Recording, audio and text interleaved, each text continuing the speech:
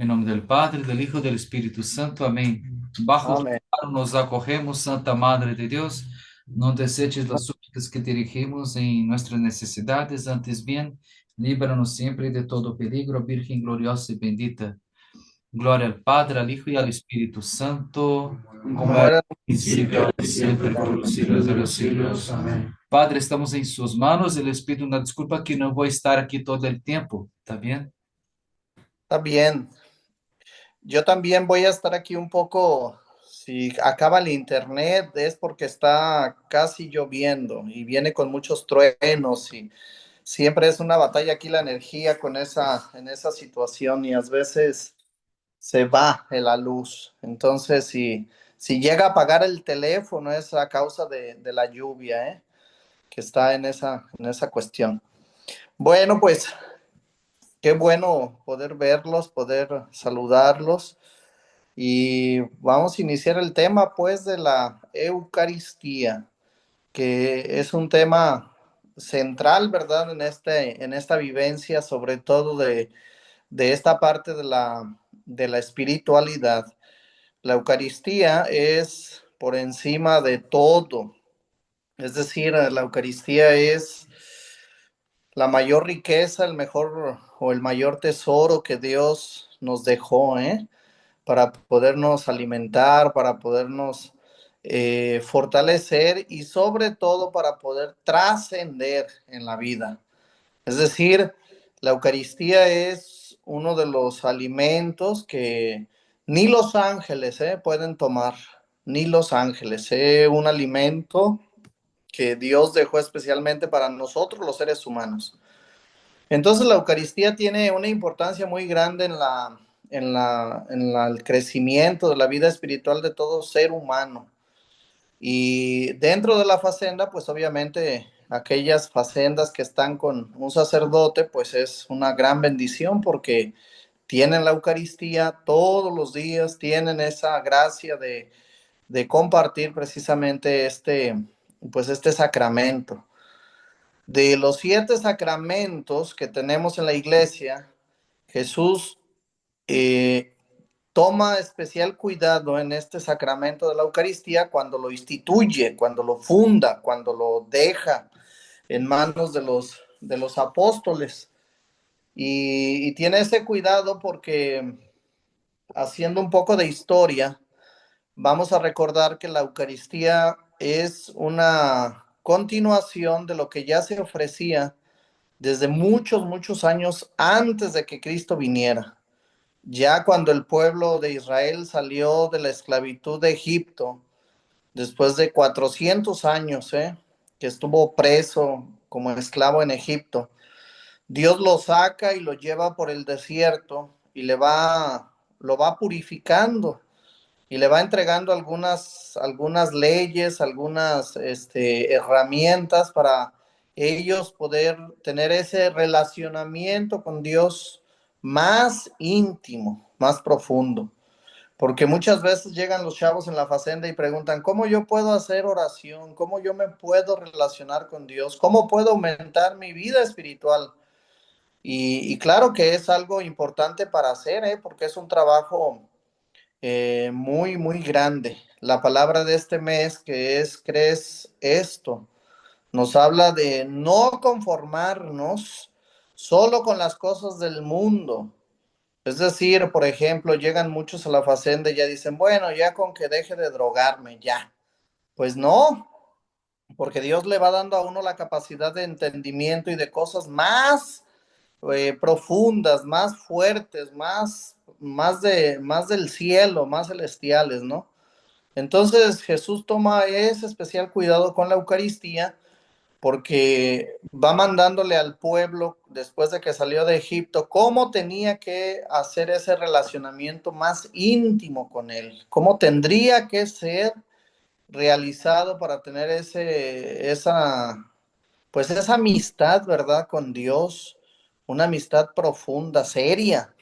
No sé si ustedes ya hayan experimentado pues sí, la vivencia de una amistad, ¿verdad? Con alguien. Una amistad seria, una amistad profunda, una amistad que no es solamente tener un amigo para el cotorreo, para la fiesta, ¿no? Es una amistad que es mucho más profunda, mucho más seria, que sabemos que cuando se tiene un amigo, se tiene a alguien con quien va a contar siempre toda la vida, que va a estar contigo en todos los momentos, ¿eh? En los más difíciles y en los más felices. Entonces Dios tiene ese cuidado de irnos haciendo entender que la Eucaristía es precisamente crear con Él ese relacionamiento de amistad, ese relacionamiento o esa relación de amor, de amor y de amistad pues con Él, pero de una cosa muy seria. Entonces por eso Jesús toma mucho cuidado en la institución de este sacramento, que no es simplemente ir a la misa, que no es simplemente, voy a participar de la misa, voy a hacer algo así como por reglamento, digamos. Pues no, se tiene que ir convirtiendo este sacramento también en una necesidad para nuestra vida. ¿Por qué? Porque es como una planta. Si yo tengo una planta, si yo tengo una mascota, es lógico que lo tengo que atender, que tengo que alimentarlo, que tengo que pasear, por ejemplo, mi cachorro, mi perro, mi mascota, que tengo que darle esa atención, para él, para no dejarlo morir. Entonces la vida espiritual también tiene pues esa finalidad de hacernos entender que alimentarnos de los sacramentos es como podemos fortalecer nuestra vida espiritual, la vida de gracia, especialmente, como digo, la Eucaristía. La Eucaristía es como un agua que riega nuestra vida, porque nosotros somos como una plantita que va creciendo, que va ahí poco a poco desarrollándose. Y entonces necesitamos esa agua para fortalecernos en nuestra vida. Entonces Jesús, como insisto, tiene mucho cuidado en ir haciendo ese pasaje de lo que era la antigua celebración, digamos, de la misa, que antiguamente se le llamaba el sacrificio de expiación por los pecados o el sacrificio de purificación o un sacrificio simplemente para ofrecer a Dios.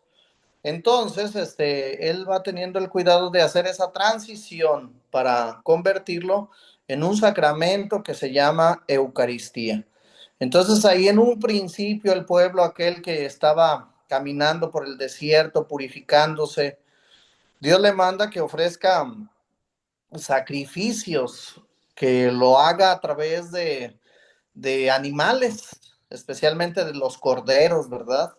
Y ahí cuando iba a salir de Egipto manda que sea un cordero perfecto, un cordero sin mancha, es decir, un cordero sin defecto, que sea un cordero macho de 1 año. Y ahí encontramos en el libro del Éxodo toda esa narrativa de cómo tendría que ser ofrecido ese sacrificio. Y ahí es la base precisamente de lo que después va a ser la Eucaristía. Por eso a Jesús se le relaciona mucho con el cordero pascual, el cordero sin mancha, el cordero que se sacrifica para la remisión de los pecados, para el perdón de los pecados. Porque antiguamente la idea era que con ese cordero que se mataba, que se sacrificaba, que se comía, pues la sangre fuera, ¿cómo se dice? Esparcida así entre el pueblo, para tener ese sentido de purificación por el medio de esa sangre, que era la sangre de un animal. Entonces ellos, para poder sentirse purificados de sus pecados, esa sangre era derramada sobre ellos, en sus cabezas, en sus cuerpos, y de esa manera ellos ya se sentían purificados. Y así se vino haciendo esa práctica por muchos y muchos y muchos años, hasta que llegó Jesucristo y nos narran los evangelios cómo él instituyó este sacramento de la Eucaristía, ahí en la última cena, ¿eh? ¿Dónde nace la Eucaristía? Pues precisamente tiene sus orígenes en estos sacrificios, pero ya como tal nace en la última cena, que celebramos ¿cuándo? el Jueves Santo. Ahí se recuerda nuevamente la institución de la Eucaristía, el sacramento del amor y pues obviamente el servicio. Son los mandamientos de Jesús que nos deja, ¿verdad? Amar a Dios sobre todas las cosas y de amar al prójimo como a sí mismo. Entonces ahí comienza la práctica ya como tal de una Eucaristía más entendible y más sobre todo en ese sentido comible. Es una Eucaristía que yo puedo ya comer para alimentarme. Y Jesús va a hablar muchas veces sobre los beneficios de la Eucaristía. Es decir, tenemos ahí en la narración de los evangelios cómo Jesús ya habla sobre ese alimento espiritual. Y él habla sobre, tiene un discurso que es repetido en todos los evangelios y se repite constantemente sobre el pan de la vida, el pan vivo que ha descendido del cielo y que se hace carne para alimentarnos.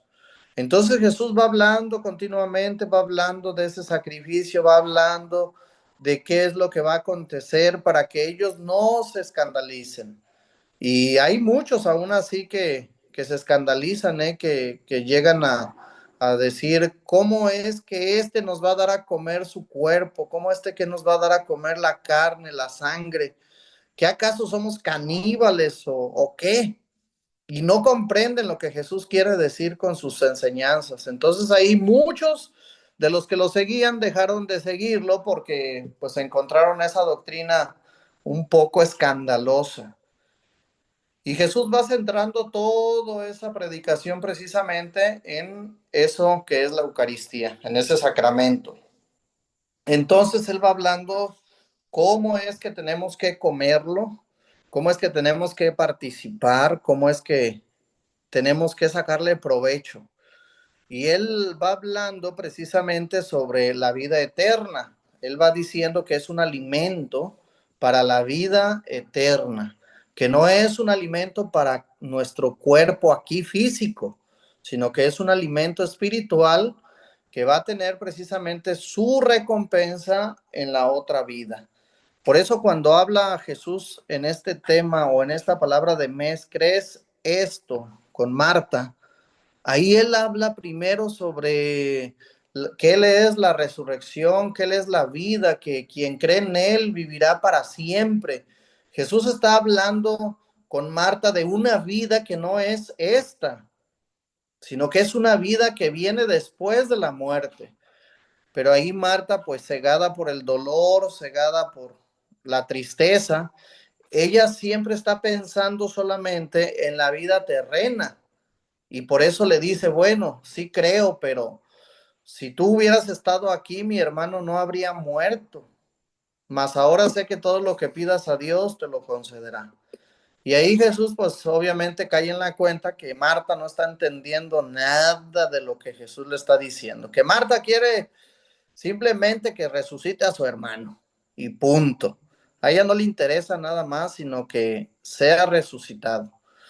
Entonces, por eso este tema o la palabra del mes nos tiene que ayudar a entender que nuestra vida no es aquí solamente, que no debemos conformarnos solamente con parar de usar droga o de alcohol o de todos los vicios que tenemos, sino que nuestra vida es una vida que trasciende, que va mucho más allá, ¿eh?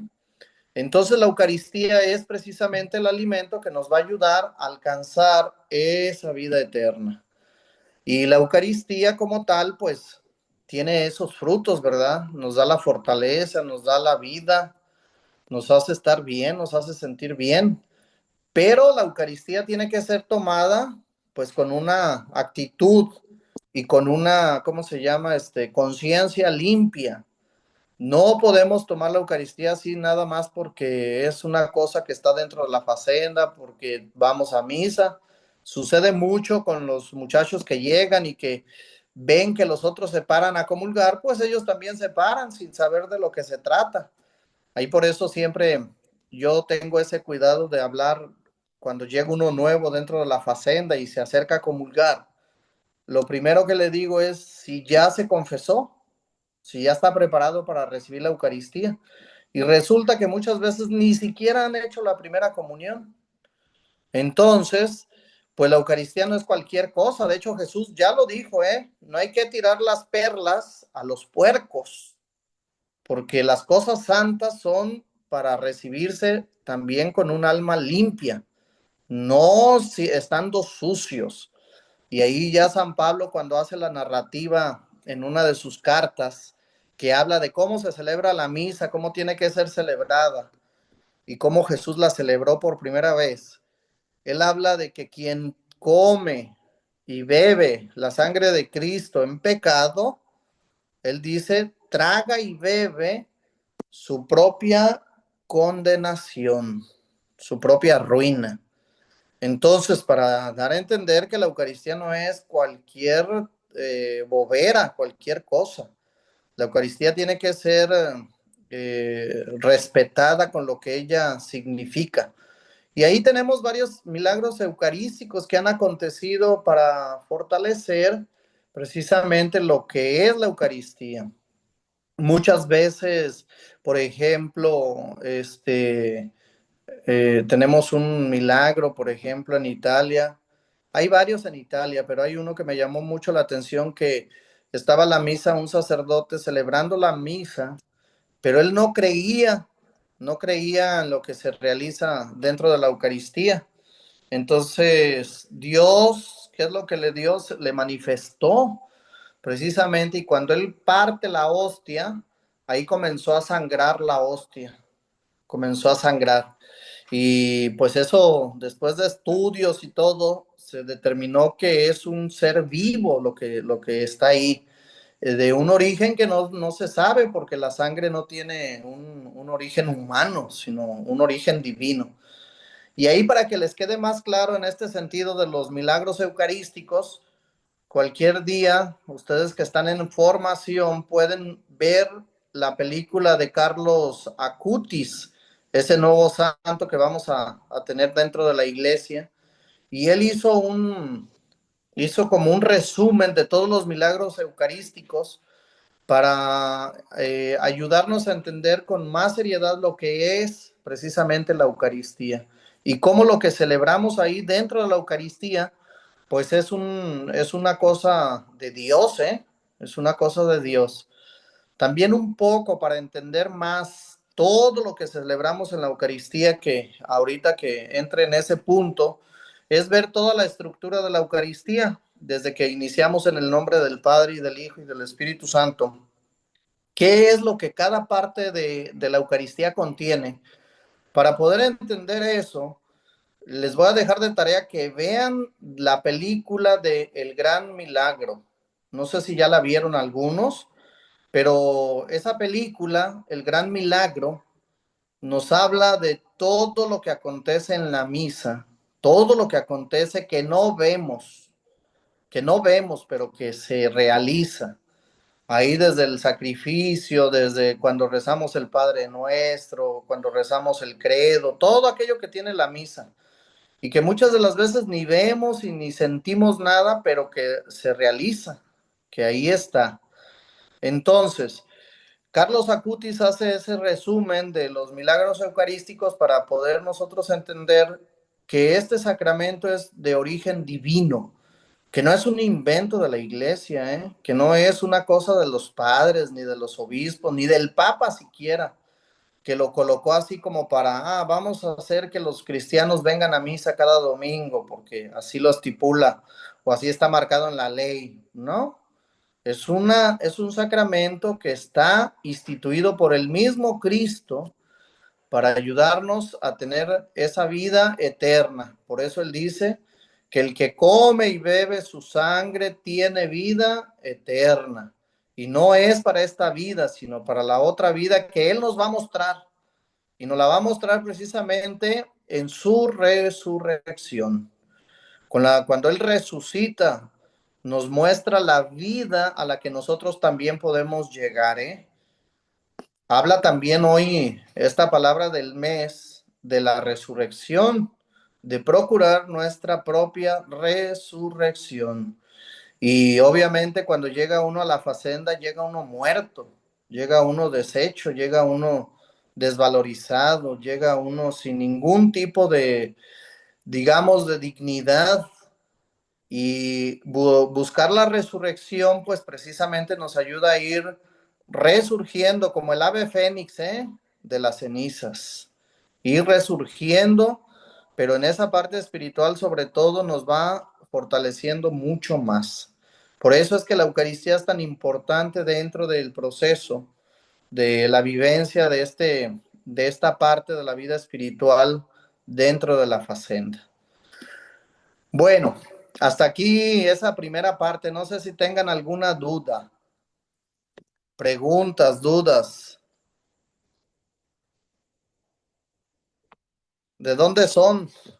Preséntense un poco porque no sé quién es, de dónde soy. Yo soy el padre Neftalí Salazar Don Diego, soy de México.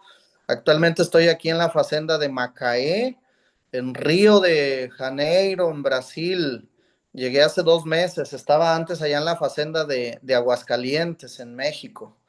Y ahora estoy aquí ya desde hace 2 meses. Ya, vale, ya. Vale, Ahí ya los de les. Colombia. Vale. Buenos días. Hola, Mi nombre es Felipe González, soy de la ciudad de Medellín, tengo 35 años y ya tengo 5 meses acá de proceso. muy Muchas bien. gracias. Buenos días, padre. Hola, Eh, Mucho gusto, mi nombre es Diego Torres, tengo 24 años, soy de la ciudad de Bogotá y ya llevo un proceso de 6 meses aquí en la Facenda y pues con el tema de la Eucaristía pues ya me queda porque habían ciertas dudas eh, del por qué la Eucaristía, pero pues ya su merced me aclaró un poco el tema y pues muchas gracias por el tema. y vamos a seguir todavía. Muy bien. Amén. Amén. Buenas tardes, padre. Hola, Yo soy Teodoro Roa, de aquí, soy de Cajamarca, del departamento de Tolima, aquí en Colombia. Ya tengo 9 meses larguitos aquí dentro de la fazenda. No, muy claro el tema, padre. Muchas gracias. ánimo, ánimo. ¿Qué tal? Mucho gusto. Yo soy Jorge García de Apatena de Guatemala, tengo 5 meses. La pregunta que tengo yo, los pecados que uno tiene, ¿será que cuentan a la hora de asistir a una Eucaristía y recibir el cuerpo de Jesús o de Ahí, Dios? eso, ahí te lo voy a responder ahorita en la segunda parte. Bueno, gracias. Date, Anthony. Hola, yo soy Rick Biel, de aquí de Guadalajara, 20 años de edad, tengo 7 meses aquí en el proceso y muchas gracias por tomarse el tiempo. Muy bien. Padre Neftalí, soy Jesús, también de aquí de Guadalajara. Una pregunta, ¿usted nos puede mandar la película o con quién podemos conseguir la película de Carlos Acuti? Ahorita vemos eso también. Gracias. Carlos Acutis era de Landa. Padre, buenas tardes, creo que ya son tardes, ¿verdad? De más, sí. Yo soy Brian Adrián, tengo 27 años y voy a cumplir 9 meses de proceso y pues a mí me está quedando muy claro todo ese tema. Muchas gracias, padre. Muy bien. Buenas tardes, padre Neftalí. Me llamo Alan Omar, soy de aquí de Guadalajara y muchas gracias. Me está aclarando muchas dudas que tenía de la Eucaristía.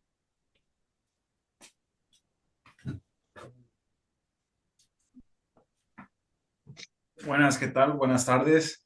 Mi nombre es Alejandro, soy de Ocotlán, Jalisco. Llevo aquí, voy a cumplir 6 meses y tengo 32 años aquí en la Facenda. Gracias por el tema. Y los de mi querido Aguascalientes. Buenos días, padre. Soy Hola. Fernando. No sé. ¿Quién eres? Fernando. Claro que sí te conozco.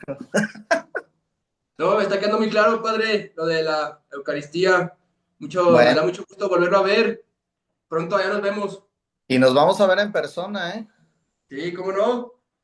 Espero que no hayas desistido de tu promesa. No, no, cómo no. Ahí nos vamos a estar viendo, padre. Buenas Bueno, tardes, soy Luis de Celaya, Guanajuato. Muchos amigos allá por Brasil. gracias. Buenas padre, buenas tardes. Soy Gonzalo, soy de Calvillo y tengo 6 meses en mi caminata. Gusto verlo Gracias otra a vez. Dios. Gracias a Dios que estás perseverando. Sí, padre, aquí andamos todavía, desde el cañón, echándole Muy, ganas. muy bien. Bueno, vamos a la segunda parte de Dale. de este tema. Ahí los temas de la Eucaristía, esa de Carlos Acutis que les digo, los milagros eucarísticos y la película del Gran Milagro. Ahí pueden hablar con sus encargados para que se las bajen de YouTube. Ahí están. O también están en Netflix, creo, ¿no? No me acuerdo, pero en YouTube seguro que están las dos.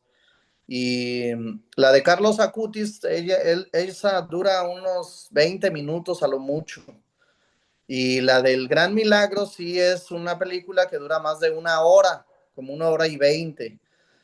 Entonces, para que hablen con sus responsables y en algún momento las puedan ver, porque ahí todavía les va a quedar mucho más claro lo que es la misa, explicada de otra manera y sobre todo, así, digamos, con imágenes, ¿no? Porque luego hablar y hablar nada más, pues a veces nos queda mucha información y ya no nos acordamos. Entonces, la segunda parte es la estructura precisamente de la misa, cómo es que se estructura. Cuando yo participo de la misa, estoy participando de cosas que son esenciales para mi vida. Por ejemplo, recibir el perdón de los pecados, comulgar el cuerpo y la sangre de Cristo, aunque sea solamente un pedacito o un grande pedazo de hostia, yo comulgo completo a Dios, a Jesucristo. Y también recibo, pues obviamente, las gracias, ¿no? De la bendición, los frutos de la Eucaristía. Entonces ahí yo no sé ustedes si tenían la práctica de asistir a misa cuando estaban allá afuera, que creo que es raro, ¿verdad? Porque casi nadie hace esa práctica cuando está uno metido en los vicios. Aquí en Brasil, en esta facenda que estoy, son más de 70 internos y la mayoría ni siquiera asistía a misa, nunca, ni sabía que era eso. O ni siquiera, digamos, tienen el bautismo, ni siquiera están bautizados, mucho menos, pues están haciendo, ni siquiera tienen la Eucaristía. Ahí el lunes pasado, todos los lunes, aquí tenemos la catequesis, precisamente para preparar a aquellos que quieren recibir un sacramento, el bautismo, la primera comunión, la confirmación. De hecho, hasta uno que llegó hace un año, en diciembre, llegó él el último de diciembre y cumplió su año. Él llegó aquí con 30 y tantos años y comenzó a conocer de las cosas de Dios, comenzó a participar de la Eucaristía y se emocionó tanto, se fue metiendo tanto, que fue recibiendo todos los sacramentos, se bautizó, recibió la primera comunión, recibió ¿cómo se llama? Recibió la, la confirmación y ahora terminó su año y está esperando porque también se va a casar. Ahora de este sábado al otro se va a casar. Es decir, va a recibir todos los sacramentos porque fue conociendo realmente un estilo de vida nueva, que no es solamente parar con dejar de consumir drogas, sino que le tocó tan fuerte toda esta parte espiritual, sobre todo la misa, que dice él que pues no puede estar sin comulgar.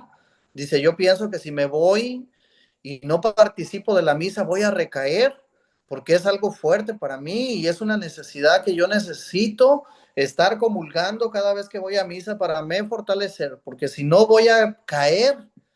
Y vaya que es verdad, ¿eh? ¿Cuántos de los que ya se fueron y regresaron, que están recaídos, es porque dejaron la misa de lado, dejaron el sacramento y ya no comulgan, ya no van a misa y tomas, entonces ahí vienen las recaídas. Entonces la estructura de la misa, más o menos tenganla presente así en su cabeza, ir haciendo como un recorrido.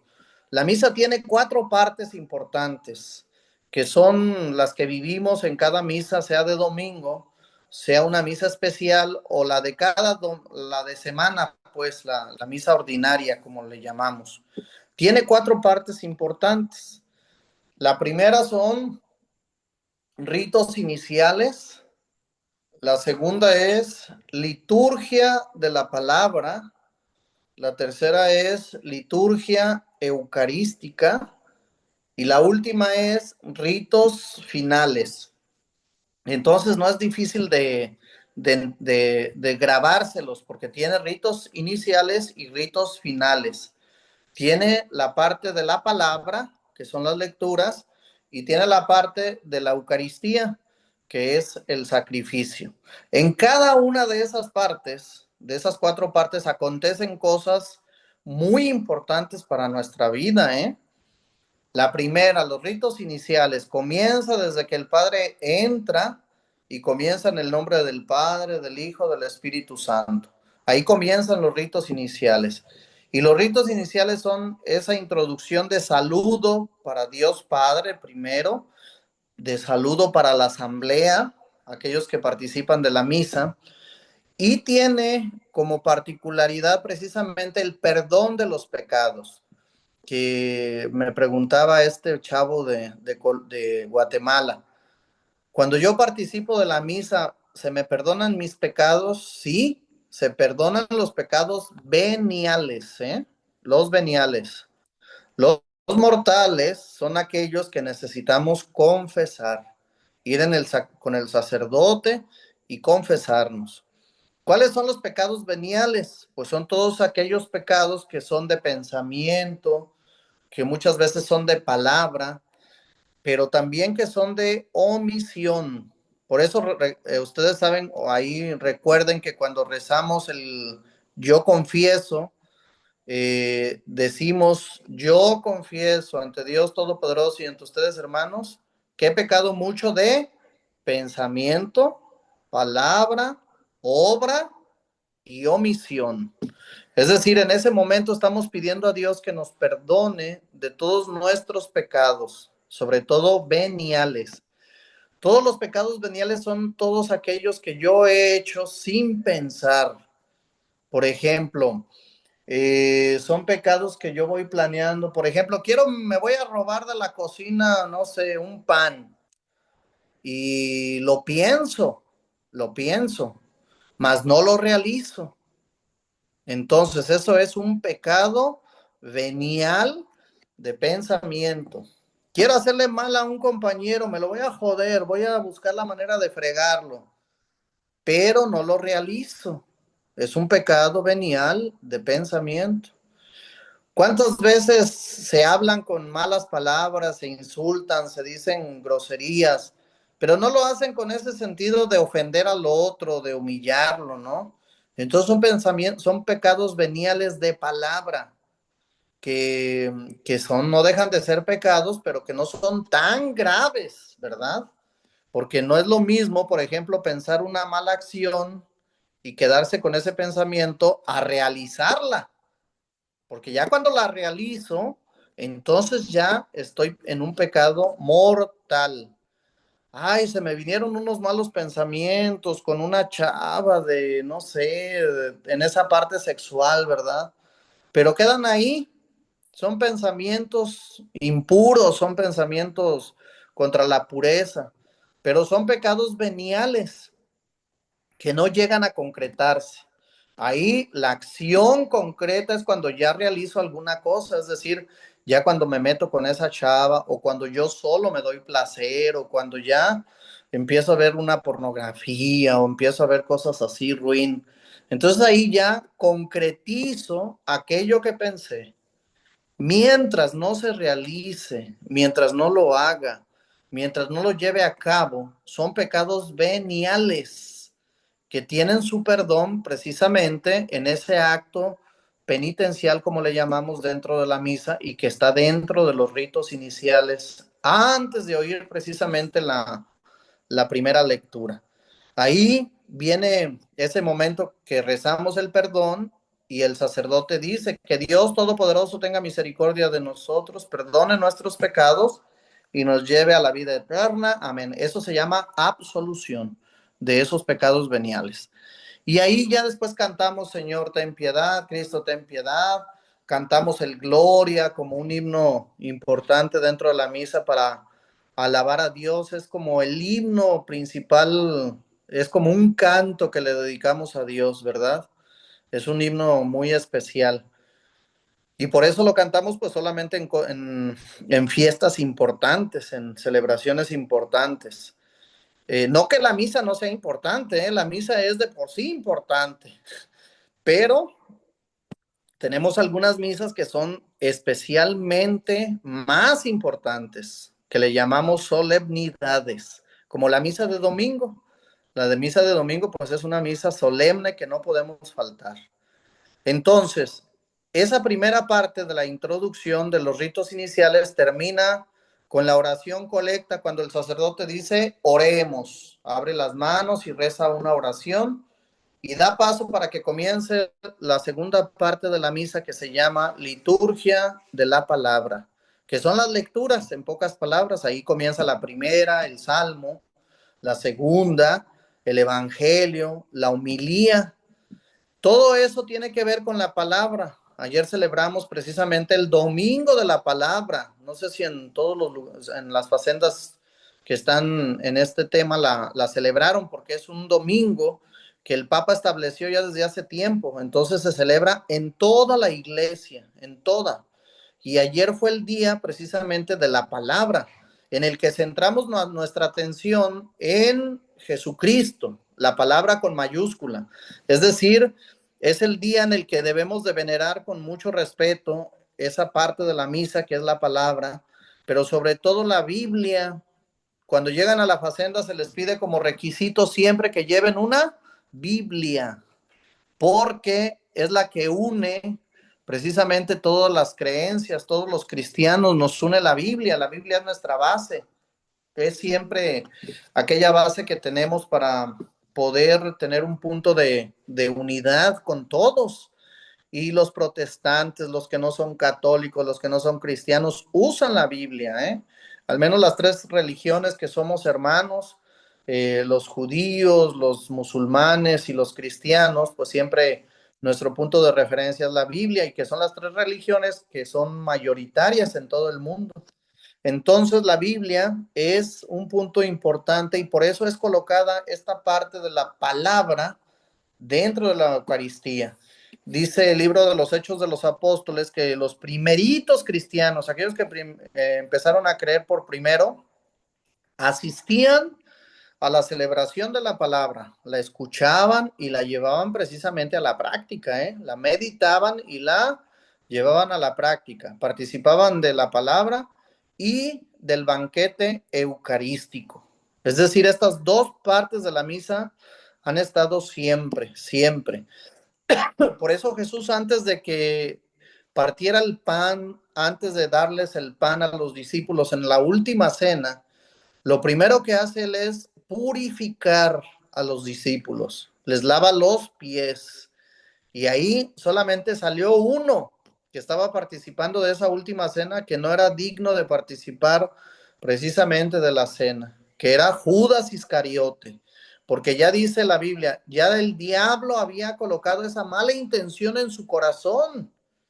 Y lo peor del caso fue que la llevó a práctica, es decir, la realizó. Por eso cuando antes de Jesús purificar a todos, sale Judas de la escena, de esa cena, de la última cena, sale porque Jesús le dice, lo que has de hacer, hazlo ya. Si Judas se hubiera arrepentido, hubiera estado ahí en la última cena, pero no se arrepintió. Es decir, él quiso realizar ese pecado grave de traicionar a Jesús y salió de la cena. Por eso Jesús los purifica antes de participar de la cena. Y dentro de la misa, por eso tenemos como primera parte esa purificación. Después escuchamos la palabra para saber cuál es la enseñanza que tenemos que llevar a la práctica. Dentro de la facenda, pues es una costumbre, ¿no? Escuchar la palabra sacar la palabra que vamos a vivir y llevarla a la práctica para poder tener ese intercambio de experiencias. Entonces, no es algo nuevo, no es un invento de la Facenda, no es algo que se inventó Frei Hans o Nelson o los fundadores, no. Es algo que ya está de por sí dentro incluso de la misa. Yo voy a la misa para saber que Dios me quiere hablar y poderlo llevar a la práctica y después pues obviamente poder recibir un fruto, porque dice Jesús, ¿verdad? La palabra de Dios llega, empapa la tierra y no vuelve al cielo sin dar un fruto, porque empapar la tierra quiere decir que nosotros vamos a practicar eso que Jesús nos dice. Entonces, termina ahí la segunda parte con la homilía, con la oración de los fieles. Se termina la segunda parte de la misa y comienza esta tercera parte que es el punto central, el sacrificio, la liturgia eucarística. Es decir, el momento en el que Jesús nuevamente se entrega por nuestra salvación. Es el momento en el que el pan y el vino se convierten, por las palabras del sacerdote que dice, en el cuerpo y en la sangre de Jesucristo. Entonces, ahí cuando el sacerdote pone las manos así sobre el cáliz y sobre el vino, acontece ese grande milagro. Se renueva nuevamente el sacrificio de Cristo. No es, pongan atención en esto, no es un recuerdo de lo que Jesús hizo. No es, me voy a acordar de cómo Jesús hizo la institución de la Eucaristía. No, es actualizar nuevamente el sacrificio. Es nuevamente vivir la crucifixión de Jesús y derramar su sangre por nuestra salvación. Por eso les digo que cuando vean esa película del Gran Milagro, ustedes van a ver cómo cuando el sacerdote levanta el cáliz, ahí atrás de él aparece la cruz, Jesús muriendo y escurriendo de sangre, y esa sangre cae precisamente en el cáliz que comulgamos. Entonces es la actualización nuevamente del sacrificio de Cristo, No es un recuerdo, no es vamos a simular lo que Jesús hizo. No, es actualizar nuevamente. Por eso es que la Eucaristía es única. Ninguna Eucaristía es diferente, es única siempre. Entonces ahí en ese momento la liturgia eucarística, que es la tercera parte, nos recuerda ese sacrificio de Cristo y nos narra cómo fue instituida. Por eso el sacerdote dice, en la última cena tomó el pan, lo partió, dio la acción de gracias y se lo dio a sus discípulos diciendo, tomen y coman, este es mi cuerpo que será entregado por ustedes. Y luego toma el cáliz, esta es la copa de la nueva alianza, es mi sangre que va a ser derramada por muchos, tómenla porque esta es mi sangre. Entonces, ahí nuevamente con esas palabras se actualiza eso que Jesús hizo en la última cena. Y pues es la parte central, la parte medular de la Eucaristía.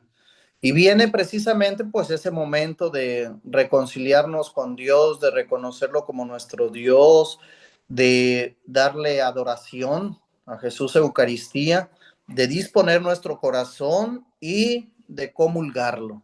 Por eso antes de la comunión viene ese gesto bonito del rito de la paz, porque Jesús habla que aquel que se acerca a la Eucaristía y se acuerda de que tiene alguna, ¿cómo se llama? Pues sí, alguna deuda con su hermano, si está peleado con su hermano, primero se tiene que reconciliar con él. Por eso el momento de la paz es para darle la paz al que está a mi lado. Y si yo tengo algo contra uno de los que están ahí, pues yo voy hasta allá para reconciliarme y poder comulgar. Por eso ese rito de la paz es tan bonito, porque nos reconcilia con aquellos que están a nuestro alrededor. Porque con Dios, pues sí, podemos pedirle el perdón, como ya lo dije al inicio de la misa, por aquellos pecados que no cometimos, por aquellos pecados veniales. Pero también tenemos que reconciliarnos con aquellos que son nuestros hermanos, con aquellos que vivimos la palabra todos los días, ¿eh? Porque si no, ¿cuándo vamos a vivirla? Ah, cuando salga de la facenda voy a vivir entonces el perdón. No, no lo va a vivir, lo va a vivir ahora. Por eso la facenda usa mucho esa palabra, ¿verdad? Vivir el momento presente, porque es el momento ya, para poder vivirlo y poder llevar a la práctica la palabra. Y ahí viene pues esa última parte de la misa que son los ritos finales. Los ritos finales simplemente es un momento de envío, es un momento de misión. Es decir, recibo la bendición de Dios, ahí cuando el Padre me da la bendición, y luego viene esa parte de envío cuando dice el sacerdote, id en paz y el Señor los acompañe. O podemos irnos en paz, o vayamos a hacer vida lo que aquí hemos celebrado. Son varias palabras que se usan para despedir precisamente a los que participan de la misa, pero especialmente es una parte de envío. No es porque la misa se acabó, porque algunos dicen, id en paz, la misa se ha terminado. No, la misa no termina ahí.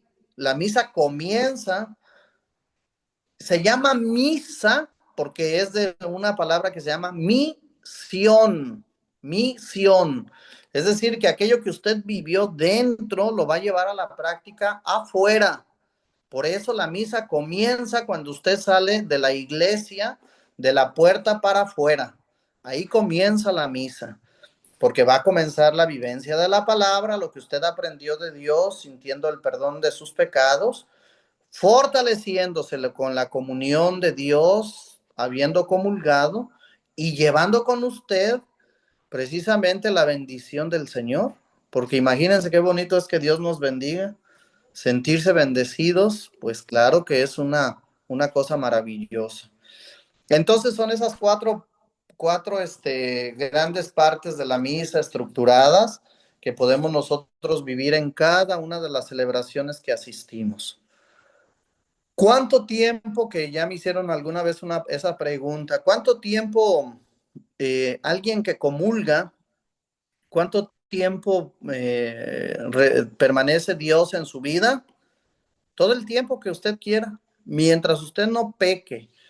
Aquí en Brasil usan mucho esa expresión cuando, por ejemplo, participan de la misa, del rosario, y salen de la misa y ya salen hablando babosada y media, groserías, malas palabras. Ahí hablan, ya mandó a Jesús embora. Es decir, ya sacaste a Dios de tu vida, ya lo mandaste a volar, ya lo sacaste. Porque muchas veces así pasa. Acabo de comulgar y salgo y ya estoy peleando, ya estoy diciendo babosada y media. Pues ya, dejé ir a Dios de mi vida. Entonces Dios permanece en mi vida mientras yo quiera que Él permanezca. Porque yo me convierto como un sagrario. Sí saben que el sagrario es ese lugar donde reservamos las hostias, ¿verdad? Esa cajita donde se queda esa lámpara roja que permanece encendida. Ahí está el sagrario y allí se conservan las hostias consagradas, que es la presencia de Jesús real y verdaderamente. Por eso en el sagrario vamos y rezamos y nos desahogamos y le platicamos a Jesús y estamos con Él. Entonces yo cuando comulgo me convierto como en ese sagrario, que me lo llevo a donde voy y Jesús va conmigo siempre, mientras no lo mande a volar. Ahí ya cuando lo mando a volar, pues ya no está en mí.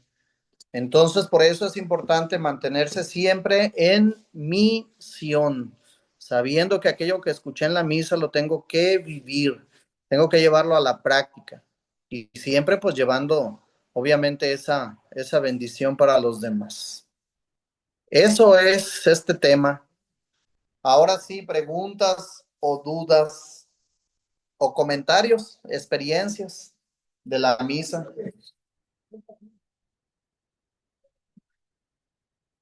Luisito, me estoy deshaciendo con el calor acá. Buenas, ¿qué tal? Hola.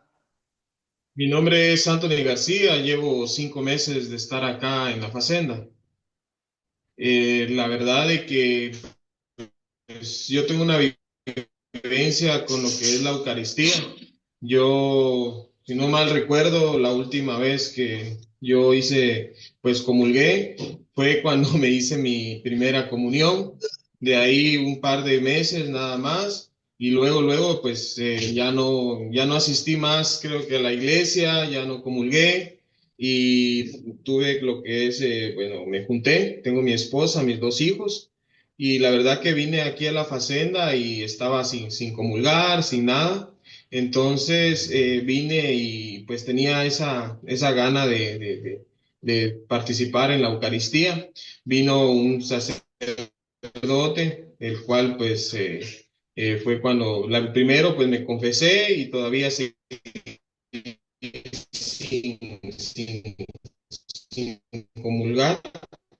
Vino el segundo y pues ya con él pues platiqué y entablé un poquito más íntimamente y le pregunté sobre lo de que si yo podía,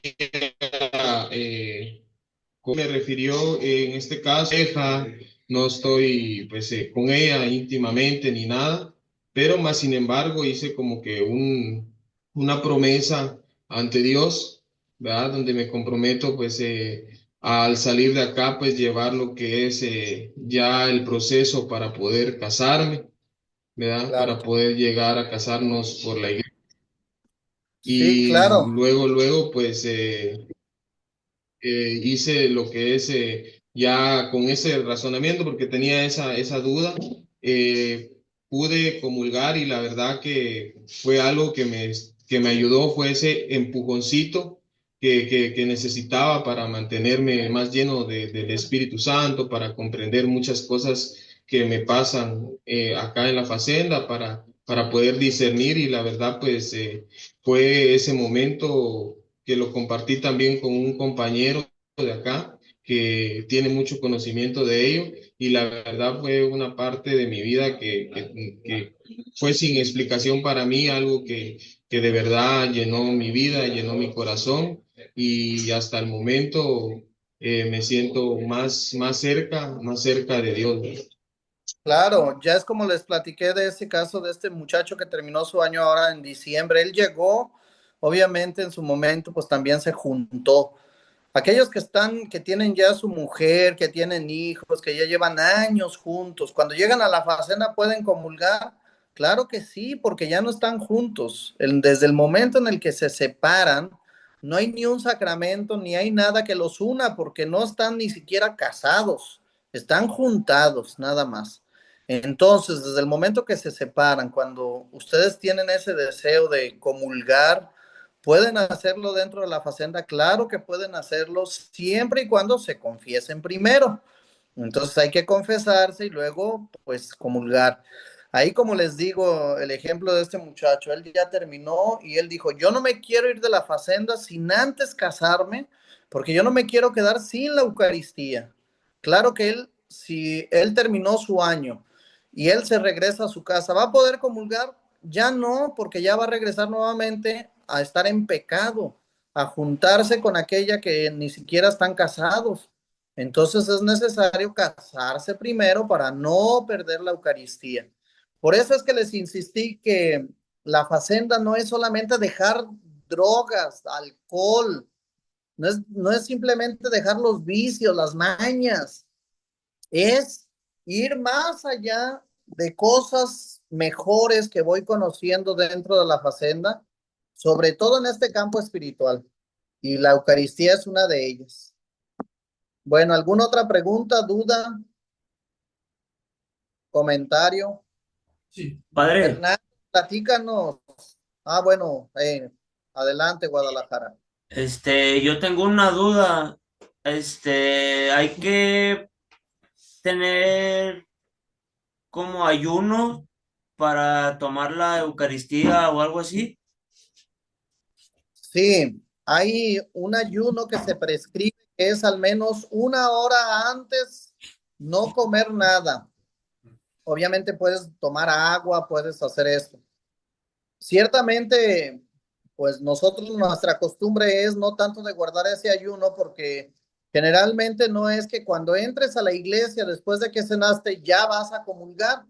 Ahí al menos queda una media hora de ayuno para poder comulgar. Entonces, no importa que comas algo antes de entrar a misa, porque de aquí a que llega el momento de comulgar, pues pasaron al menos media hora, 20 minutos. Entonces, lo recomendable es que sea una hora de ayuno eucarístico. Lo que sí no es tolerable es que estés en misa y, por ejemplo, vayas con un dulce en la boca a comulgar, o vayas masticando chicle y comulgues. Eso no es tolerable, no se puede. Muy bien, gracias. Padre, Fernando, eras monaguillo y te alejaste tanto de Dios. ¿Sigues siendo monaguillo o no? sí, padre, ya le enseñé a Rubén y ahorita los nuevos que llegaron les estoy enseñando a 3 para que se suban. Propuse enseñarle a todos para que estuvieran rolando, ya diferentes. Tienes que pasarle todo lo que aprendiste. Sí, padre. Y una pregunta de lo del tema. Hey. En la hora de la Eucaristía, cuando comulgamos, ¿se puede ofrecer a otra persona? Por ejemplo, yo comulgo y digo que esta Eucaristía es para mi mamá que está en el cielo, o para mi padre, para su salud, o etcétera. No, no se puede. El beneficio de la Eucaristía es para quien lo comulga. Por eso se dice que una misa vale más, mil veces más, ¿eh? Yo diría 1.000.000 de veces más, vale más una Eucaristía en vida que después de muerto. Porque cuando usted está vivo puede comulgar. Cuando está muerto, pues ya no. Lo que llega para su alma ya no es el fruto de la Eucaristía, sino que es la oración que yo hago por esos que ya no están. Pero el fruto de comulgar es personal, es para mí. Obviamente yo puedo orar, ¿verdad? Por aquellos que ya no están, por aquellos que están enfermos, por aquellos que sufren. Yo puedo ofrecer mi comunión en oración para ellos, pero el fruto no es para ellos. El fruto es para quien lo comulga. Ok, padre. Muchas gracias. Por eso recuerden que más vale una misa en vida que 1.000 después de muertos. Gracias. ¿Alguna otra? Sino para ir encerrando ya este momento, este tema. De Colombia no tienen preguntas, sino para terminar.